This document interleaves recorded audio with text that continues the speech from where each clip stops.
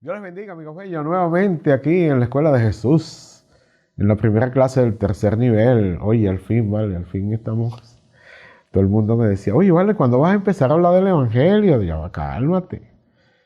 La Escuela de Jesús empieza en Génesis 3:15, cuando la promesa que dio una mujer, ¿verdad?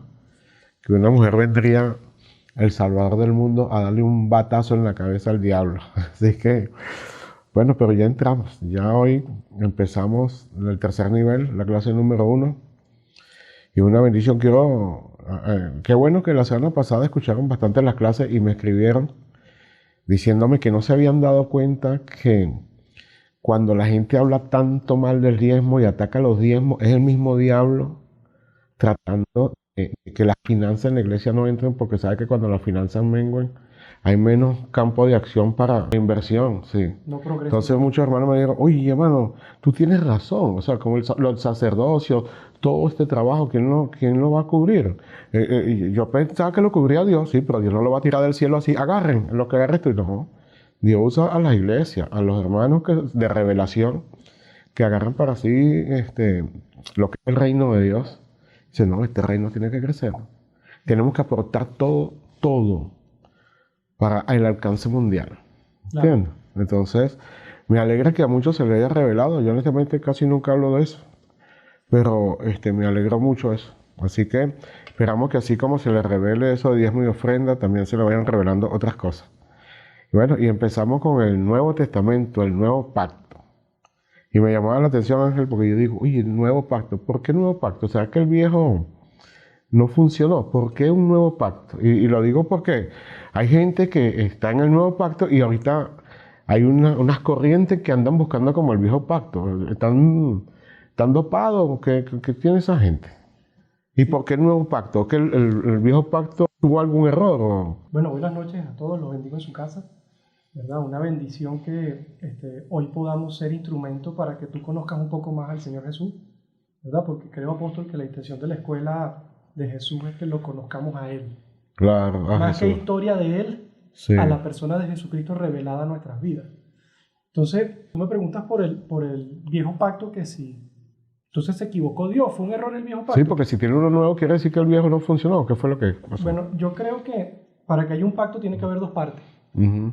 Y ambas partes tienen que cumplir con lo acordado. Uh-huh. En este caso, cuando vemos el pacto que Dios le entrega a Moisés, al pueblo de Israel, Dios se comprometía a ser su Dios, Dios se comprometía a que Israel fuera su pueblo, Uh-huh. pero ellos debían cumplir una serie Uh-huh. de cosas también. Y el pueblo en su parte no cumplió. Entonces Dios se da cuenta de que aun cuando el pacto parecía Bueno, el hombre era incapaz de cumplir. claro, así es. Entonces, ¿qué pasó con el primer pacto? Bueno, se da por viejo porque se demostró que el hombre no podía cumplir con el primer Esto pacto. quiere decir que fue el amor de Dios y otra oportunidad del Señor, porque cuando hay un pacto, el acuerdo de ambas partes, pero el pacto lo establece Dios, Claro. entonces no se ponen de acuerdo Dios y el hombre, Dios lo establece y el hombre lo Es acepta. correcto. Entonces, aun cuando el hombre acepta, Ajá. fíjate cómo Dios siempre termina utilizando, aun cuando el hombre se equivoca, termina usando el error del hombre para darle otro sentido al pacto.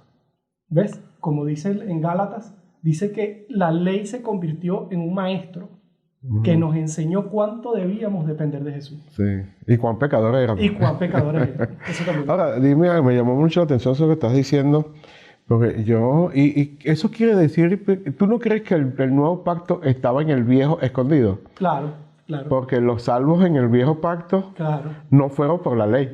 Claro, de hecho, cuando Abraham se consigue con Melquisedec, Ajá. Melquisedec le da pan y vino, Ajá. y Abraham le da los diezmos. Uh-huh. O sea, ahí tú ves los dos pactos, ¿me entiendes? Ves la ley y la gracia juntas. Aunque cuando era un tiempo de ley se seguía revelando la gracia. El pan y el vino, símbolo de la sangre. Porque siempre, toda la salvación siempre por gracia. Es correcto. Desde Génesis, ¿verdad que sí? Sí, así es. Entonces, en este nuevo pacto, ¿qué diferencia tenía? Entonces, ¿qué diferencia tiene el viejo? Lo que dice Hebreo, ¿será? ¿Tú has leído eso de Hebreo 8:7? Sí, en Hebreo 8:7, el escritor de Hebreos nos dice que el Dios se preparó un mejor pacto, Uh-huh. ¿sí? A causa de que el hombre no pudo cumplir. Uh-huh. ¿sí? Hebreos 8:7 dice así. ¿Sí crees? Si el pacto que Dios hizo antes con el pueblo de Israel hubiera sido perfecto, no habría sido necesario un nuevo pacto. Ajá. Pero al ver Dios que el pueblo no lo obedecía como él esperaba, dijo, viene el día en que haré un nuevo pacto con el pueblo de Israel y con el pueblo de Judá.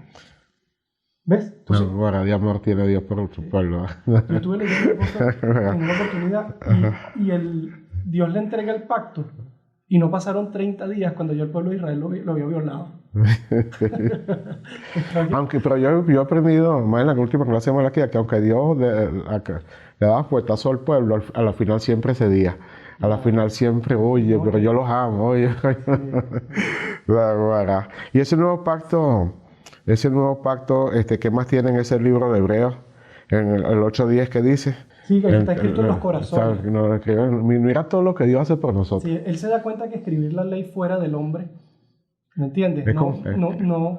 Es como yo diciéndole, mira, yo sé que tú no puedes, lo hice por fuera y no puedes prometer, me voy a meter adentro. Entonces la ley que escribió afuera en tabla, la escribió adentro Sí, a los hombres, por medio de su Espíritu.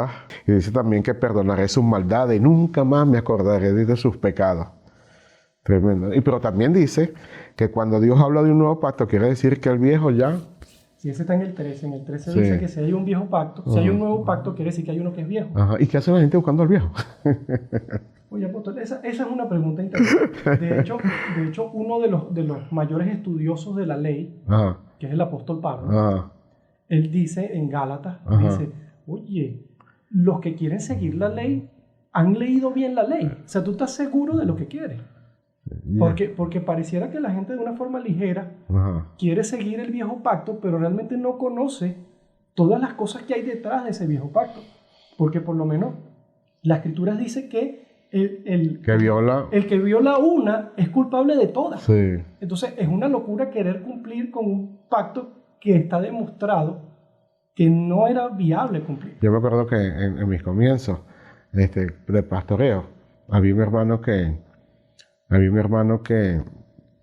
él me decía, no, yo no quiero que Cristo me regale la salvación, no, yo me la quiero ganar, pobrecito, ¿vale? Se lleva más palo.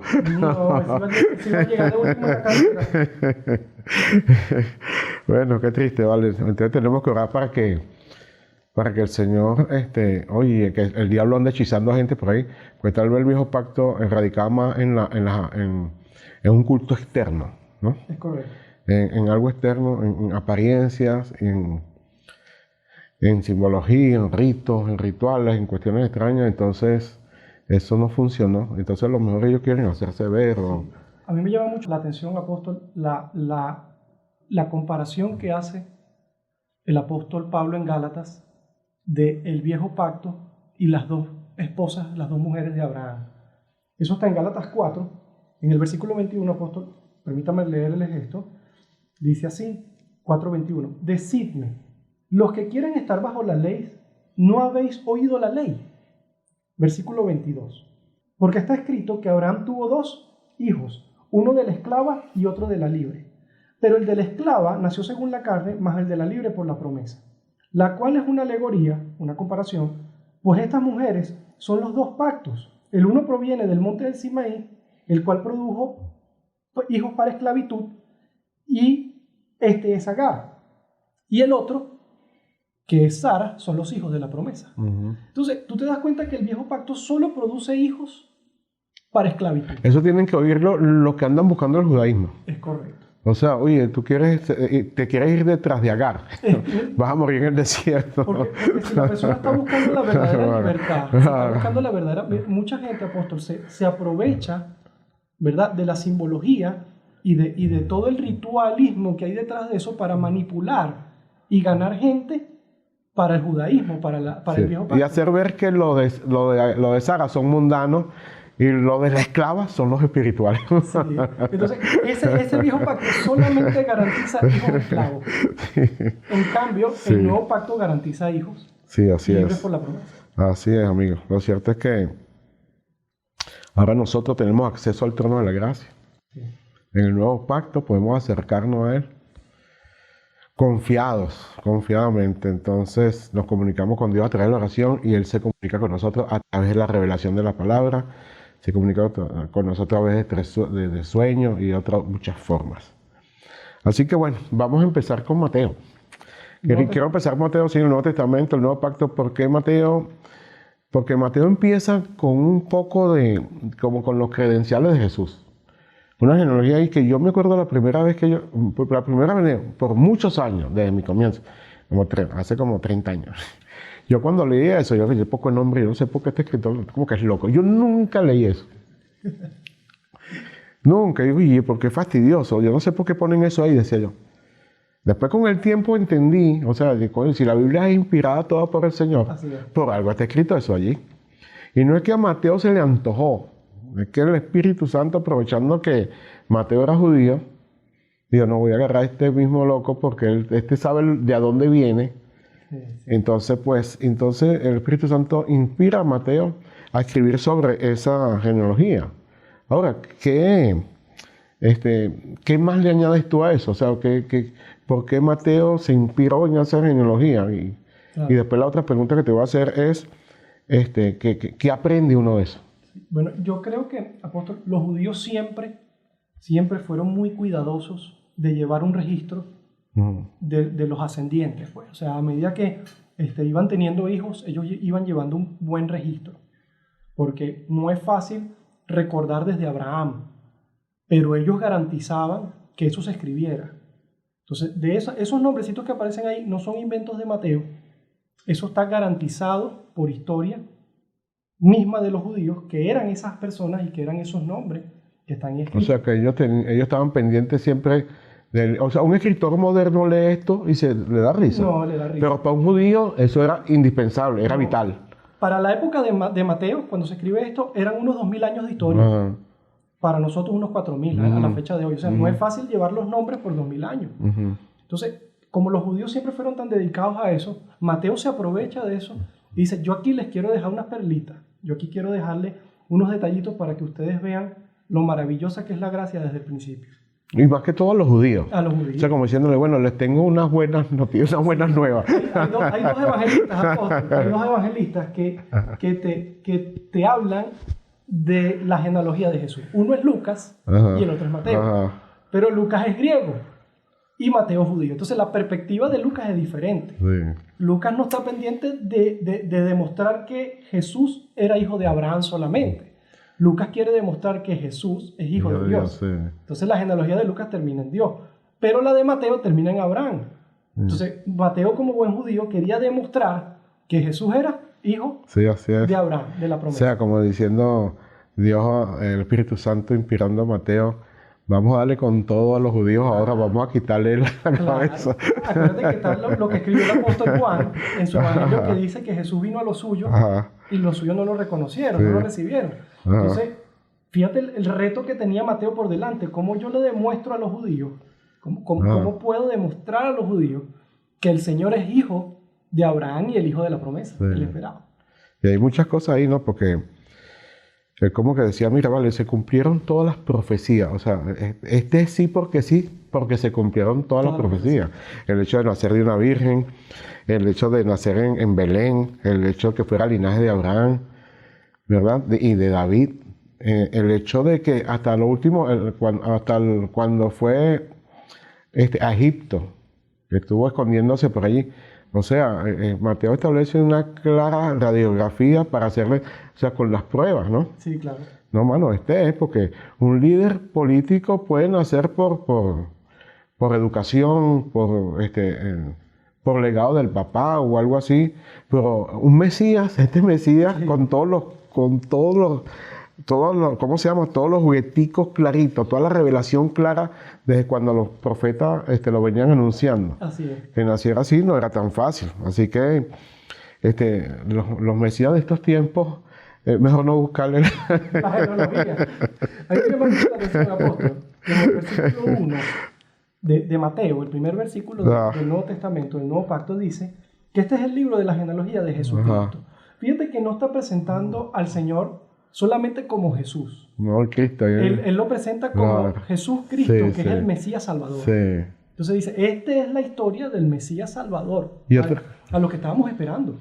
y otra cosa me llama la atención, que habla mucho de engendramiento. Sí, sí, sí, sí. Porque lo que marca la diferencia duro en Cristo es el engendramiento. A diferencia de Lucas. Sí. Entonces fíjate las dos credenciales, las primeras dos credenciales que presenta Mateo. Este es el libro de la genealogía de Jesucristo. Y dice, hijo de David e hijo de Abraham. Pero la presentó ahí para que los judíos se emocionaran en seguir leyendo. El batazo venía más abajo. Sí, la sorpresa también. Sí. Tú dices que este es hijo de David. Hijo de David de Abraham. Ajá. De Abraham, porque es hijo de la promesa, Ajá. hijo de la fe, que le iba a dar por la cabeza a la serpiente.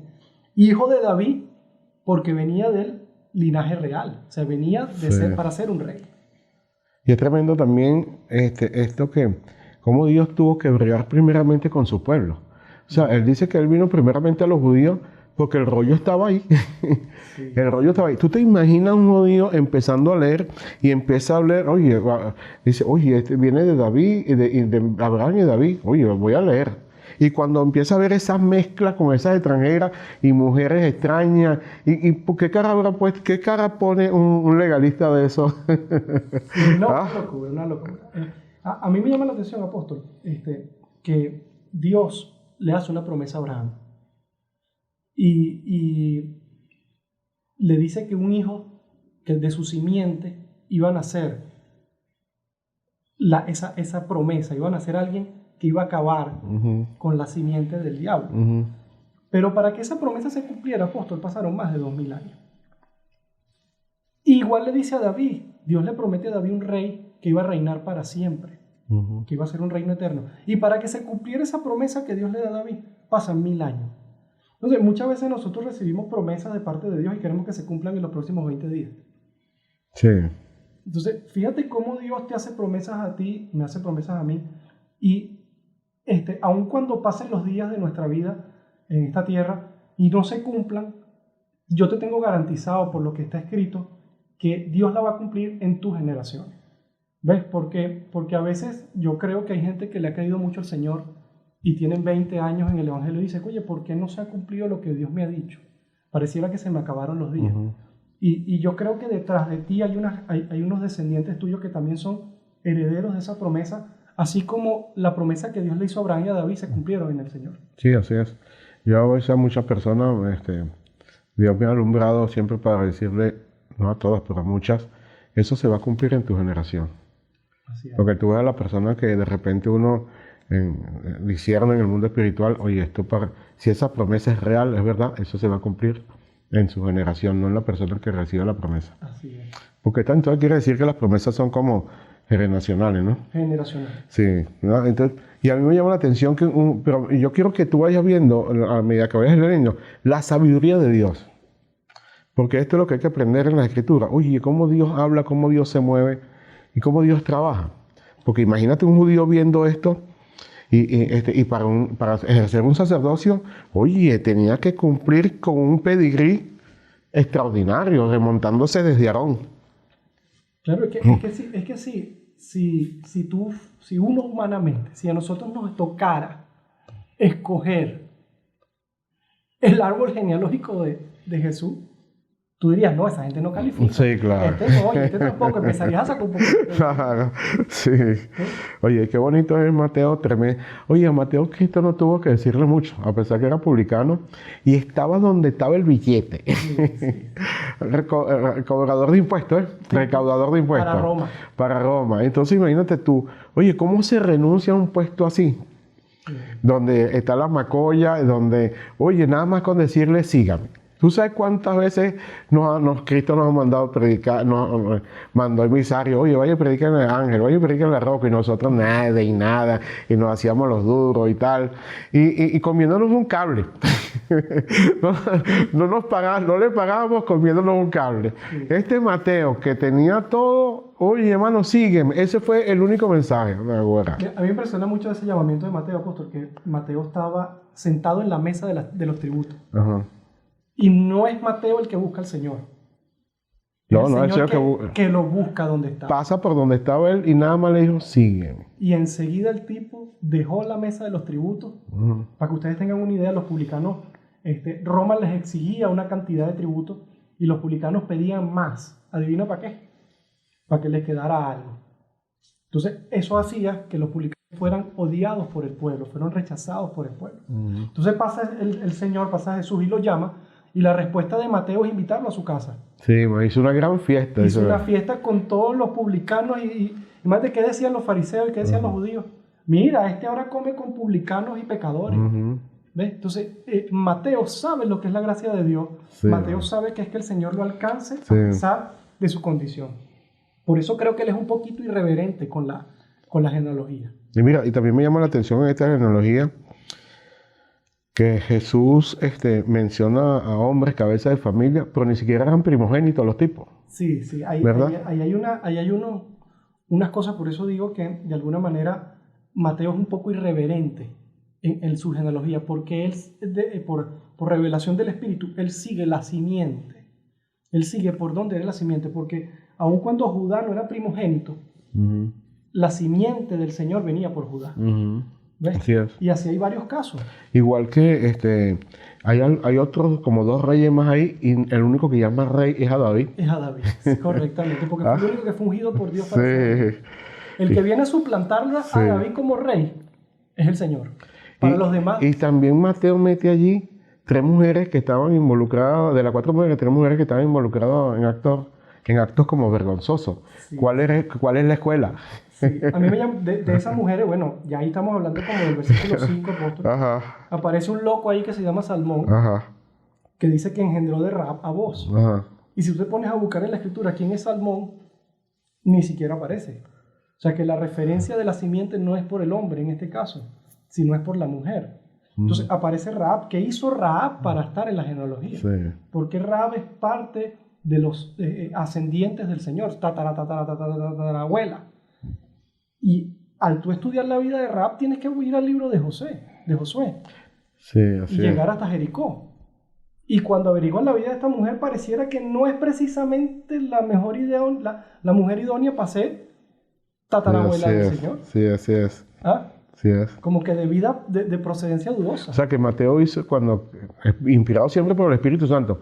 Quiero que sepan que no fue el loco Mateo que se le ocurrió, no. Mateo estaba siendo inspirado siempre por el Espíritu Santo. ¿Verdad? Entonces, él cuando escribe eso inspirado, oye, tenía varios motivos como para ofender a los judíos. O sea, estaba ofendiendo el orgullo, estaba ofendiendo sus creencias, porque nada más incluir mujeres y mujeres de mala fama, oye, no era costumbre para nada de los judíos. Cuando hablamos de mala fama, fíjese algo, apóstol. Cuando uno estudia la vida de Rahab, mira la expresión que hace Rahab. Porque Rahab llega y para hacerte el cuento largo corto, mandan espías a ver a Jericó, cómo derribar la ciudad. Y cuando llegan los espías los van a atrapar. Y esta mujer, siendo extranjera, siendo de Jericó, dentro de la ciudad, los esconde en su casa. Sí, tremendo. Y mira lo que dice esta mujer, te leo en Josué.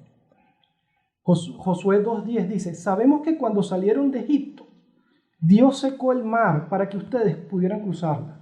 Y también sabemos que mataron a Sihón y a Og, 2 reyes amorreos. Y cuando lo supimos nos dio mucho miedo y nos desanimamos. Reconocemos que el Dios de ustedes reina en el cielo y también aquí en la tierra. Eso no lo hace una mujer común. Fíjate cómo reconoce a Dios. Mira lo que dice el versículo 9. Yo sé que Dios le ha entregado a ustedes este territorio y todos tenemos miedo, especialmente los gobernantes. O sea, de alguna manera Rahab tenía revelación por simiente, por predestinación, de quién era Dios y qué debía poseer el pueblo de Israel. Dice, no, yo a ustedes los voy a resguardar aquí porque este territorio es de ustedes. O sea, eso no es una mujer común. Sí, exacto, por eso. O sea, ahí es donde estamos hablando que la gracia estaba desde el comienzo. Y que Dios se reservaba a personas que tal vez no catalogaban según a la vista humana. Por eso que esta genealogía a los legalistas de estos tiempos, oye, le da una cachetada, nada más cuando le dicen, no, oye, la tatarabuela de Cristo era una prostituta. Sí, era oye, eso choquea, ¿me entiendes? Porque hasta algunos que no son ni judíos, oye, se imaginan un linaje extraordinaria. Sí, y no era así. Y Más no bien era vemos así. la gracia de Dios y Sí. la simiente del Señor desde el principio. O sea, que pudimos concluir entonces que Mateo, inspirado por el Espíritu Santo, viene rompiendo algunas barreras. Unas barreras. Y yo creo, apóstol, que de alguna manera te demuestra la gracia de que no necesitamos, o sea, Dios no está buscando hombres perfectos, porque cuando el Señor busca a Mateo, se consigue un publicano y lo llama. Cuando está buscando a alguien para seguir la línea de la genealogía del Señor, incluye a Rahab. O sea, tú ves cómo el Señor, a pesar de la humanidad de la gente, Él incluye. O sea, a pesar de tu humanidad, de nuestra humanidad, el Señor te tiene incluido en su propósito y Él lleva, o sea, Él es el que te lleva de la mano, porque tal vez Rahab al otro día se levantaría y dice, ¡ay! ¿Cómo metí yo a esos tipos aquí? Yo estoy loca, Sí. yo no sé qué más. Y era dirigida por Dios Sí, para hacerlo. claro, así es. Y así nos pasa a todos, que de repente tú te consigues tomando unas decisiones que tú dices, wow, ¿en qué momento estaba pensando yo en esto? Y resulta que estábamos siendo dirigidos por el Por Espíritu. eso es que hay personas que pueden sentirse no calificadas y para Dios puede estar calificada, como hay personas que no califican a otros y pueden, no te comas la luz, ¿no? Sí. Porque a veces puedes jugar a una persona que hoy está viviendo una vida loca, pero no sabes mañana. No sé, Si mañana. está en los planes de Dios, Y es una abuela de Jesús. sí, sí, no sabe. O sea, podemos decir entonces, podemos ir concluyendo que Mateo empieza, inspirado por el Espíritu Santo, a romper la barrera, eso de judíos y gentiles, es correcto. de judíos y gentiles, que ya iban a ser uno, porque Ahí de está ahí Ruth. empieza a ser uno por Ahí eso. está Ruth, que es extranjera, era moabita, enemiga. También entre varones y mujeres, o sea, que son Ah. iguales, pero el amor de Dios opera y el propósito de Dios puede operar en un hombre o una mujer. Es correcto. ¿Cierto? Y también entre los santos y los pecadores, o sea, También. fue La gracia, rompiendo, la gracia. fue rompiendo la barrera entre el mundo gentil y el mundo judío, entre los hombres santos y pecadores, y entre los varones y las mujeres, ¿cierto? Sí, sí, ¿Qué te parece? Claro. Y otra cosa que yo podía ver aquí también, ¿verdad? Es que, fíjate que la genealogía empieza con una grandeza, como empezó Adán, ¿no? Sí. Oye, con Abraham, David, pero los primeros 14 años, las primeras 14 generaciones, Las primeras 14. las segundas 14 generaciones es como Adán, ¡pin! Sí, vas decayendo. Van decayendo. ¿Viste? Siempre a mitad de camino estamos, que es lo que prediqué el domingo pasado. Sí, porque ¿Verdad? no. Sí. ¿Verdad? Entonces, después, y al final vuelve otra vez a levantar, como dando oportunidades de vida nuevamente. Sí. Que eso mismo vino Jesucristo. Así que, ¿quieres añadir algo más? Sí, tengo que, a mí curiosamente me llama mucho la atención que habían tantas cosas bonitas que decir de David. Uh-huh. ¿Viste la broma? Sí. En el versículo 6. Lo hace como a propósito, ¿qué es lo que dice? Y había tantas cosas, podía haber dicho que fue el que restauró el tabernáculo de David, Sí. el que puso las 24 horas de adoración. No, y el que levantó a los 400 valientes. Tantas cosas que decir. Y Mateo lo que dice de David es que, versículo 6 de Mateo 1, Isaí engendró al rey David y el rey David engendró a Salomón, de la que fue mujer de Urías. Hasta el final de los días, chamo. Pero yo pienso siempre que Dios en su palabra humilla al soberbio. Sí. O sea, porque el hombre de por sí tiene siempre la debilidad de que el ego se le Claro. suba. Y en el reino de Dios es cuando menos tiene que subirse. Yo soy el que ayuno, yo soy el que oro, yo soy el es nada. Es una bendición que lo hagas, pero por eso no eres más que nadie. Es correcto.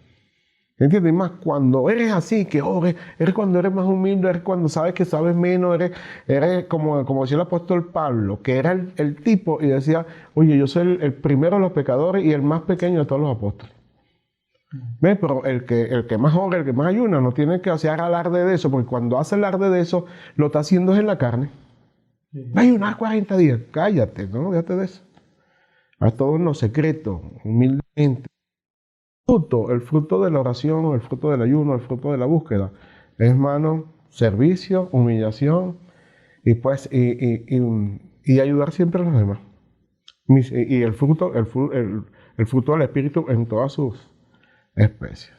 Yo me hago esta pregunta, apóstol, y aprovecho la oportunidad. ¿Cómo Dios después de esa locura. Porque David, cuando entrega a Urías para que lo maten los enemigos y toma a la mujer y tiene un primer hijo y Dios les quita ese primer hijo a causa del pecado, ¿cómo Dios después termina dando De ese vientre la un Salomón. de un Salomón? El hombre más sabio que no hay comparación de hombre. Por eso. Es como que tú ves la gracia escondida en la ley. Claro. Ves el nuevo pacto como velado, como tapado Claro. dentro del viejo pacto. Así es. Y es que Dios es como vuelvo y te repito, siempre cayendo la cacheta al orgullo humano, a la altivez humana, ¿ves? Entonces, porque Él se vale de lo que no es para hacer lo que es. Y como dice muy bien la palabra, que dice de lo vil y menospreciado, escogió Dios para avergonzar al sabio. O sea, porque Dios quiere avergonzar al sabio. Es que necesita ser avergonzado, a veces se humilla. Yo creo que había modelos de vida, pudo haber modelos de vida mejores para la genealogía, pero Dios quiso que fueran esos. Sí, es que de por sí también en esa genealogía está revelando el Señor que la raza humana es así. Es correcto. Hay de todo un poco ahí. La raza humana es toda mala y la que es mejorcita es gracias a la gracia del Señor. Así es. ¿Verdad?